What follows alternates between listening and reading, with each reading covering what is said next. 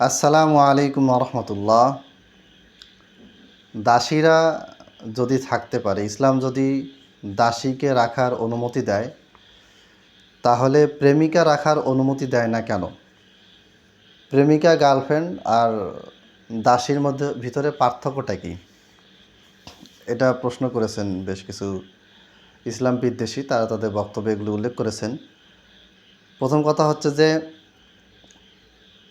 একজন দাসী, শখ করে কেউ দাসী রাখতে পারবে না এবং শখ করে কেউ স্বাধীন মেয়েকে কিনতেও পারবে না। দাসীর ব্যাপারে, দাসীর ব্যাপারে অনেকগুলি মৌলিক নীতিমালা আছে। আমি 2-3টা বলবো শুধু। তার মধ্যে একটা সহিহ বুখারীর 2545 নম্বর হাদিসে আছে যে দাসীদেরকে ভাই বোনের মতো, মানে আপন মানুষের মতো রাখতে হবে। আপনি যা খাবেন তাকেও তা খাওয়াবেন, আপনি যা পরবেন তাকেও তা পরাবেন। এর বিপরীতে আপনি কি আপনার গার্লফ্রেন্ডকে বাসায় রেখে তার থাকা, খাওয়া, খরচ সব কিছু কি আপনি দিবেন? দিবেন না। আপনি জাস্ট আসে সময় পাস করেন, বাপের টাকা খরচ করতেছেন, নষ্ট করতেছেন। যদি আপনি প্রেমিকাকে দাসীর সাথে তুলনা করেন, তাহলে দাসীকে যেইভাবে খাওয়াতে হবে, পড়াতে হবে, তার যাবতীয় দায় দায়িত্ব আপনাকে পালন করতে হবে। এটা প্রেমিকার ক্ষেত্রেও পালন করতে হবে। প্রেমিকার আব্বাকে গিয়ে বলবেন যে আপনার মেয়ের সাথে আমি প্রেম করতেছি, যতদিন প্রেম করব ততদিন আপনার মেয়ের থাকা, খাওয়া খরচ, লেখাপড়া খরচ সব আমি দিব। 1 নম্বর। 2 নম্বর হচ্ছে যে দাসীকে কেউ যদি কোনো মেয়ে দাসী সে যদি কিনে নেয় অথবা গনিমতের মাল হিসেবে পায়, তাহলে তাকে শিক্ষা দিবে, কোরআন হাদিস শিখাবে, ধর্ম শিখাবে এবং তাকে মমিনা নারী হিসেবে গড়ে তুলবে এবং তাকে বিবাহ করবে। এই ব্যাপারে হাদিসে একাধিক জায়গায় উৎসাহ দেওয়া হয়েছে, যেমন সহিহ বুখারী 2584 নম্বর হাদিস। তো এটা কি প্রেমিকার ক্ষেত্রে আপনারা করেন না তো? তাহলে প্রেমিকার দাসী কেমনভাবে এক হয়ে গেল? 3 নাম্বার, আপনি নিজে যদি আপনার দাসীকে বিবাহ না করেন, তাহলে তাকে অন্তত বিয়ে দিতে হবে। ওয়া আনকিহুল আয়ামা মিনকুম ওয়াস-সালিহিনা মিন ইবাদিকুম ওয়া ইমাইকুম, সূরা নূরের আয়াত। অর্থাৎ আপনার দাসীকে আপনি কি করবেন? ভালো মন্দ বিচার বিবেচনা করে নিজের মেয়ে, নিজের বোনের ক্ষেত্রে যেইভাবে আপনি দায়িত্ব নিয়ে পাত্র দেখে, সুপাত্র দেখে মেয়েকে পাত্রের হাতে তুলে দেন, আপনার অধীনে থাকা দাসীকেও আপনি কি করতে হবে? সুপাত্রের হাতে তুলে দিতে হবে। তো আপনি কি আপনার গার্লফ্রেন্ডকে বা প্রেমিকাকে দেখে শুনে আরেকজনের হাতে তুলে দিবেন পাত্রী হিসেবে, স্ত্রী হিসেবে? এটা তো আপনি করেন না। এরপরে কোনো দাসী যদি আপনার সাথে থাকে এবং সেই দাসীর যদি তার শিশু সন্তানও যদি থাকে, 1টা হোক, 2টা হোক, 5টা হোক, তার যদি ছোট বাচ্চা থাকে, তাহলে এই ছোট বাচ্চা মায়ের কাছ থেকে আলাদা রাখা যাবে না। আপনার অধীনে যে দাসী আছে, 1টা দাসী হোক, 10টা দাসী হোক, এই দাসীর মধ্যে যদি তাদের যদি সন্তান থাকে, সন্তানের সংখ্যা যতই হোক, এই সন্তানগুলোর দায়িত্ব আপনাকে নিতে হবে। আবু দাউদ হাদিস নাম্বার 2690। তা আপনি কি প্রেমিকার, যদি আপনি পরকীয়া করেন, নাউজুবিল্লাহ, এগুলি খুব খারাপ কাজ, তো সেই ক্ষেত্রে কি আপনি ওই মহিলার বাচ্চারও দায়িত্ব আপনি নেন না তো? তাহলে কেমন করে এক হলো? এরপরে সর্বশেষ একটা কথা বলি, সেটা হচ্ছে যে বাধ্য না হলে দাসী রাখা যাবে না। যেমন ধরেন মুসলমান এবং একটা অমুসলিম কান্ট্রির ভিতরে যুদ্ধ হয়, আর যদি এরকম চুক্তি হয় যে যেই দেশ হারবে সেই দেশের নাগরিকদেরকে জয়ী দেশ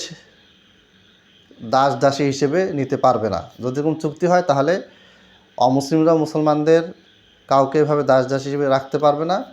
মুসলমানও সে যদি জয়লাভ করে, তাহলে সে যেই দেশের উপরে, যে কাফের রাষ্ট্রের উপর জয়লাভ করলো, সেই কাফের রাষ্ট্রের নারীদেরকে তারা দাসী হিসেবে গ্রহণ করতে পারবে না। 1 নাম্বার।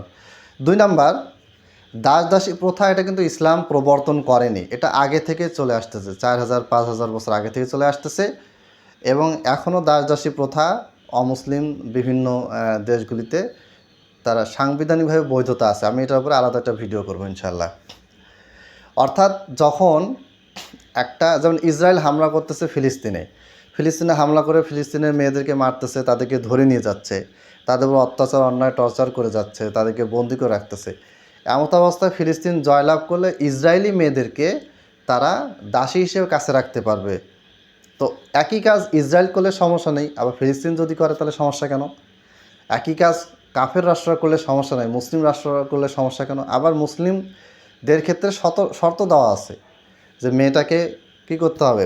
নিজের পরিবারের সদস্য বানিয়ে রাখতে হবে এবং তার জবরদস্তি, তার অ্যাগেনস্টে কোনোভাবে সে যদি সম্মত না হয়, তাহলে জোর করে তার সাথে শারীরিক সহবাস করা যাবে না, এরকম অনেকগুলি কন্ডিশন দেওয়া আছে। এই কন্ডিশনগুলি না মেনে আপনি মুসলমান হলেই যে আপনি একটা মেয়েকে আনে রাখতে পারবেন এবং তার সাথে যা মন চায় তাই ব্যবহার করতে পারবেন, এটা ইসলাম কখনোই অনুমতি দেয় না। এবং এটা স্বেচ্ছায় এটা করা যাবে না। এটা যদি বাধ্য হন, দুই দেশের ভিতরে যুদ্ধ হয়েছে, এখন আপনি মুসলমান দেশ, আপনি যুদ্ধ করলেন, যুদ্ধে জিতে গেলেন, তো যেই দেশটাকে আপনি কবজা করলেন সেই দেশে যে মেয়েগুলি থাকবে, শিশুগুলি থাকবে, তাদের স্বামীরা যুদ্ধে এসে মারা গিয়েছে, বাবা ভাই তারা যুদ্ধে মারা গিয়েছে বা পালিয়ে গিয়েছে, তো এই মেয়েগুলি, এই বাচ্চাগুলির দায়িত্ব কে নেবে? এরা কোথায় যাবে? তখন আপনাকে দায়িত্ব নিতে হবে। মুসলিম সরকার তখন এই মেয়েগুলিকে, শিশুগুলিকে বন্টন করে দিবে, যারা সৈনিক থাকবে, যারা দায়িত্বশীল নাগরিক থাকবে, তাদের ভিতরে বন্টন করে দিবে। তারা তাদেরকে নিজের দায়িত্বে রাখবে। নিজের দায়িত্বে রাখার সময় যদি সে প্রয়োজন মনে করে তার সাথে শারীরিক সহবাস করার, তাহলে করতে পারবে। সেটাও সেই দাসীকে জোর করে, বাধ্য করে নয়। এরকম অনেকগুলো বিধান আছে। তাহলে আমি আজকে যেটা দেখাতে চাইলাম সেটা হচ্ছে, প্রেমিকা এটা সম্পূর্ণ অবৈধ। বিয়ের আগে পরে অবৈধ, পরকীয়া হোক, বিয়ের আগে প্রেম প্রীতি যা হোক, এগুলো অবৈধ রিলেশন। আর দাসী, এটা ইসলাম পরিস্থিতি অনুযায়ী দাসী রাখাকে জায়েজ মনে করেছে। এবং দাসী আর প্রেমিকার ভিতরে অনেক আকাশ পাতাল তফাৎ আছে। তার মধ্যে কয়েকটা পার্থক্য আমি বললাম, যে প্রেমিকা যা সময় কাটানোর জন্য, আজে বাজে কাজ করার জন্য মানুষ কাছে রাখে, কিন্তু দাসী তাকে শুধু রাখলেই হবে না, তার অভিভাবক হতে হবে, তার দায় দায়িত্ব নিতে হবে, তার থাকা খাওয়া পড়া সব কিছু দায় দায়িত্ব নিতে হবে। দুইটার ভিতরে আকাশ পাতাল পার্থক্য রয়েছে। দুইটাকে এক করে দেখা, এটা শুধুমাত্র যারা বিশ্বাস করে যে মানুষ বানর থেকে এসেছে, তারাই শুধুমাত্র এই ধরনের চিন্তাভাবনা করতে পারে। আল্লাহ তাআলা আমাদেরকে এই সমস্ত ধোঁকাবাজিপূর্ণ বক্তব্য বুঝার এবং এগুলি থেকে নিজেকে পরহেজ করার, মুক্ত থাকার তৌফিক দান করুন। আমিন। আসসালামু আলাইকুম ওয়া রাহমাতুল্লাহ।